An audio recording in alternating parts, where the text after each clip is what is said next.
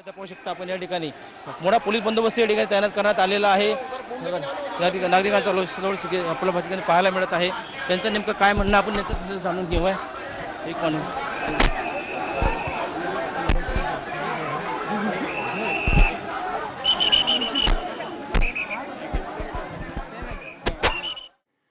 अकोल्यामध्ये काँग्रेसचे नेते हिदायत पटेल यांच्यावरती हल्ला करण्यात आला होता आणि उपचारादरम्यान त्यांचा मृत्यू झाला। अकोट ग्रामीण पोलीस ठाण्यामध्ये 5 जणांविरोधात गुन्हा दाखल। सामने बात करो, सामने सती पटेल।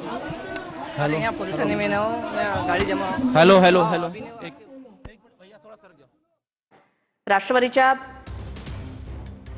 काँग्रेसच्या 2 नेत्यांवर देखील हत्येचा आरोप आहे।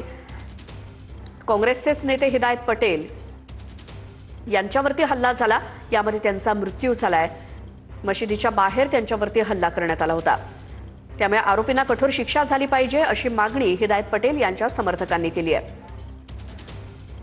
तर अजित पवारांच्या राष्ट्रवादीचे जिल्हाध्यक्ष यांच्यावरती देखील त्या ठिकाणी ते आपल्याला मार्गदर्शन करतात, लोकांना पोहोचू शकतात।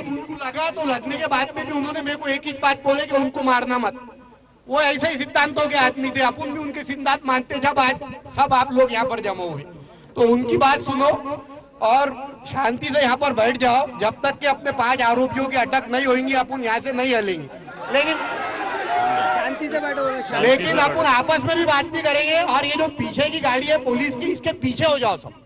इतनी जगह सामने की खाली कर दो। उड़ जाओ हो जाओ पीछे आराम है। पीछे पीछे चले जाओ, पीछे पीछे चले जाओ।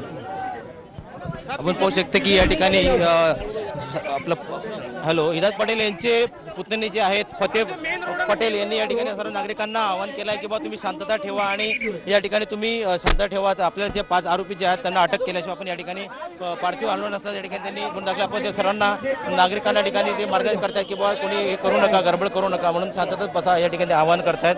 आपल्यासोबत स्वतः या ठिकाणी जे आहेत फतेह पटेल आहेत त्या ठिकाणी, तर त्यांना आपण नेमकं त्यांना यांच्याकडून जाणून घेऊया की दादा एक मिनिट।